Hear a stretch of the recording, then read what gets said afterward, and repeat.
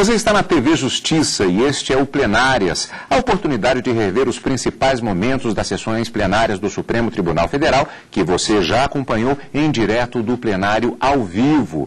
Hoje nós vamos rever os principais momentos das sessões plenárias do STF dos dias 1º e 2 de junho de 2011. Portanto, Karina, sessões que marcam o início dos trabalhos deste mês que encerra o primeiro semestre do ano de 2011. Normalmente há sempre uma expectativa com relação a temas que já estavam na pauta de julgamentos e que normalmente têm um impacto significativo na sociedade, que é o momento, inclusive, que muitos destes processos poderão ter o seu julgamento iniciado ou mesmo encerrado no plenário do Supremo Tribunal Federal. E nesta semana nós tivemos um tema particularmente predominante e que acarretou o julgamento de diversas ações. E a palavra-chave, uma das palavras-chave, talvez seja guerra fiscal. Carlos, essa semana foi uma semana, eu diria que do direito tributário. A quarta-feira todinha ficou voltada para a discussão das isenções e concessões de moratória para pagamento do ICMS, sem que houvesse entre os estados um acordo, né, de conivência, isso amparado, feito junto ao CONFAS, que é o Conselho Nacional de Política Fazendária, e que poderia sim acarretar uma guerra fiscal entre os estados. Então, foram várias leis de vários estados no país que foram julgadas parcialmente ou totalmente inconstitucionais pelos ministros. Tudo isso na quarta-feira. E na quinta-feira também 2 temas que chamaram muita atenção e que tomaram o tempo de toda a sessão plenária, que foi o caso daquela juíza do estado do Pará, que determinou a prisão de uma menor em uma cela com mais de 20 homens.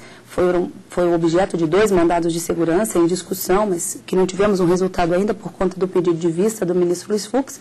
E também a relativização da coisa julgada. Então, temas muito importantes, seja na área social, de uma repercussão social e jurídica envolvendo esses temas, como também na área tributária.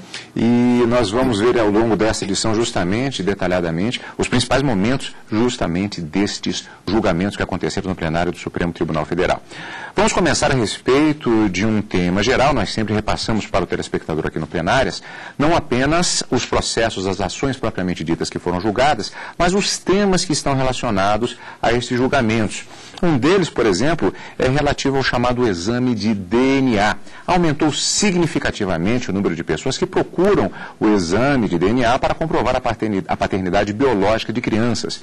O exame custa, em média, R$ 400, mas muitos não têm dinheiro e recorrem à justiça para fazer o teste. No Rio de Janeiro, o número de pedidos de exames de DNA encaminhados à Justiça é de aproximadamente 6 mil por ano. Para se ter uma ideia da crescente procura, foram realizadas mais de 40 mil perícias em um único centro de análise de paternidade nos últimos 14 anos. E foram coletadas amostras em mais de 130 mil pessoas.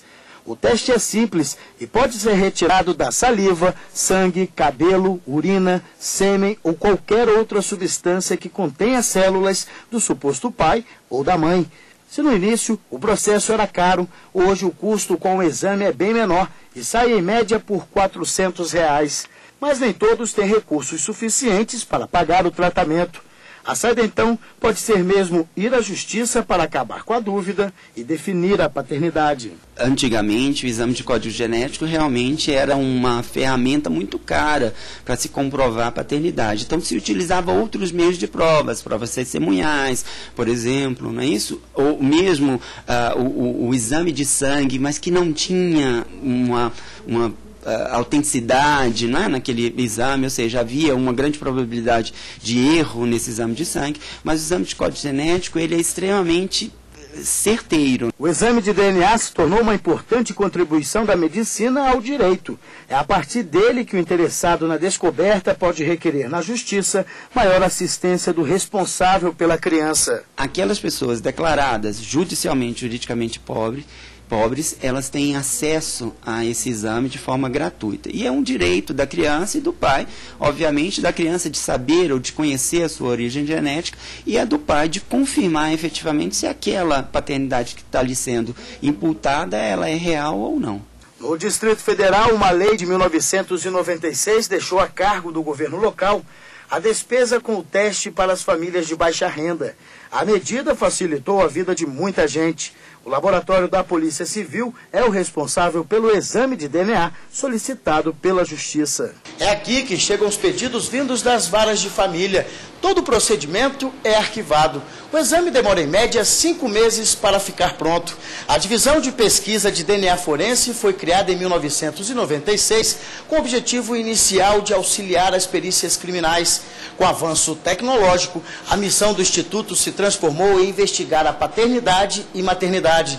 Até 2008, foram mais de 2.400 laudos conclusivos. Quando as partes comparecem aqui e a gente tem a oportunidade de retirar sangue ou material da mucosa oral, nós já temos todos os procedimentos laboratórios padronizados para trabalhar com esse tipo de material. Quando recebemos, por exemplo, material de partes que residem em outros estados, nem sempre a coleta é bem feita ou é feito o material ideal para a nossa análise. As conexões destes temas que acabam chegando ao plenário do Supremo, esse julgamento ele vai gerar inclusive um outro debate referente, aparentemente não teria nada uma coisa com a outra, do princípio da coisa julgada e da segurança jurídica. Como? Ainda nessa edição nós vamos rever. Outro tema em destaque na semana, a chamada guerra fiscal e a isenção de ICMS, como vimos já no início do programa de hoje. Foram diversas ações sobre o assunto. Uma delas foi sobre uma lei que concede auxílio transporte às polícias civil e militar, contestada no Supremo Tribunal Federal pelo governo do Paraná. A ação direta de inconstitucionalidade estava sob a relatoria do ministro Joaquim Barbosa. Uma lei paranaense de 2018 o Poder Executivo a dar auxílio transporte a policiais civis e militares da ativa e aposentados do Estado. O artigo 2º da lei estabelece a isenção do ICMS para cada policial na compra de carro popular 0 km e de fabricação nacional. O governo do Paraná, no entanto, contesta esse artigo da lei.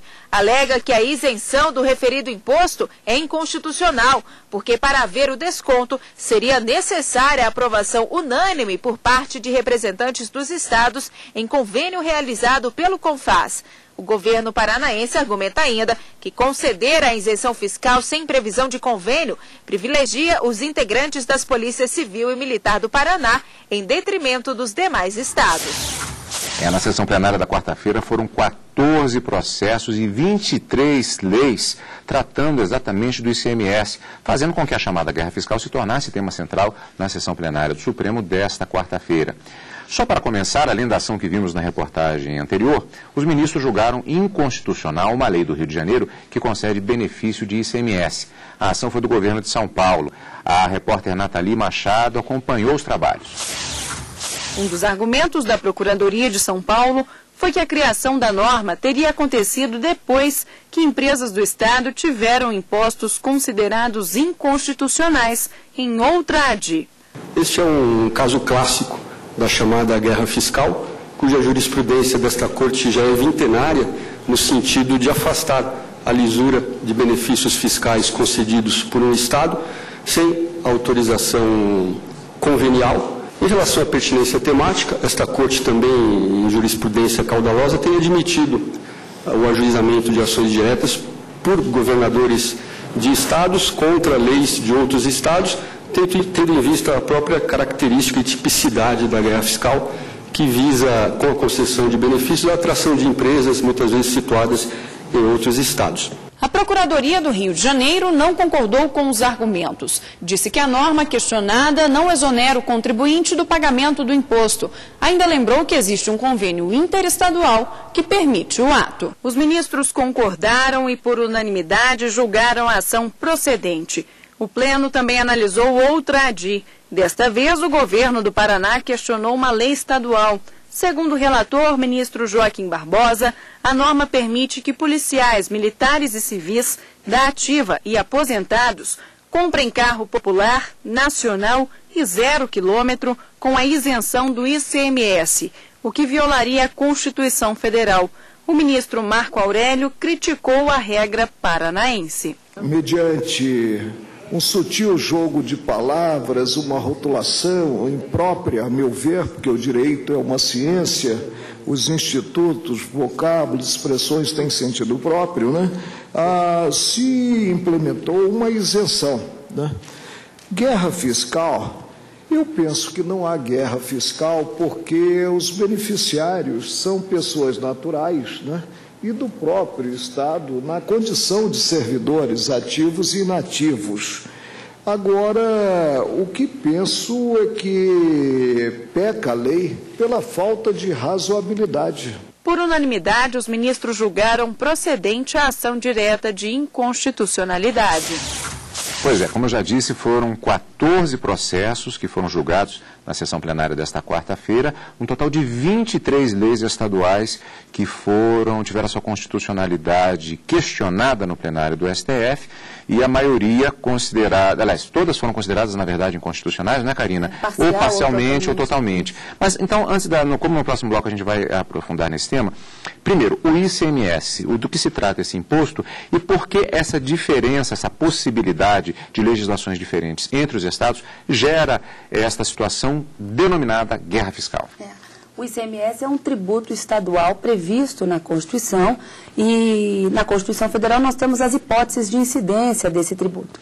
Além da previsão constitucional, existe uma lei complementar federal também, que ela vai legislar de uma forma, vamos dizer assim, genérica, se eu pudesse dizer, ou de uma forma ampla sobre o ICMS, que é a chamada Lei Candir, e os estados podem, mediante uma lei ordinária, elaborar um regimento interno, vamos dizer assim, um regulamento interno, não um regimento, um regulamento interno do próprio ICMS, para fazer com que haja essa incidência dentro do próprio estado.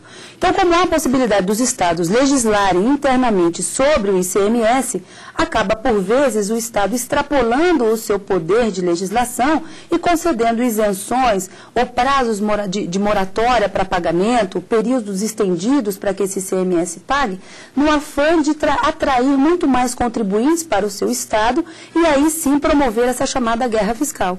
Mas o que nós temos é uma previsão constitucional, legal de forma geral, nacional, vamos dizer assim, federal, e também no âmbito do próprio estado, um regulamento próprio do ICMS que pode gerar toda essa discussão. E aí, se eu sou um estado que tem, por exemplo, fronteira com você, por exemplo, se eu sou o governador do Distrito Federal, você é governador do estado de Goiás, e de repente você cria uma lei de isenção de ICMS, fazendo com que as empresas do Distrito Federal, por exemplo, migrem, porque tem uma condição mais vantajosa no seu estado. Eu estou perdendo a arrecadação de impostos. E se isso não for acertado previamente por meio do acordo do CONFAS, eu tenho a possibilidade, por exemplo, de questionar isso, como aconteceu no caso destas ações aqui no Supremo. E tanto que a gente pode verificar que as ações diretas de inconstitucionalidade foram propostas por governadores de outros estados que não daquela lei questionada, justamente para poder trazer ao Supremo essa circunstância que de fato vem ocorrendo. E daí a consequência da declaração da inconstitucionalidade de todas elas, como a gente diz, parcial ou totalmente. No próximo bloco, mais detalhadamente, como foi o andamento dos processos que foram julgados na sessão plenária da quarta-feira, que trataram exatamente desta questão da isenção do ICMS e da chamada guerra fiscal. Daqui a pouquinho, aqui em Plenárias, na TV Justiça.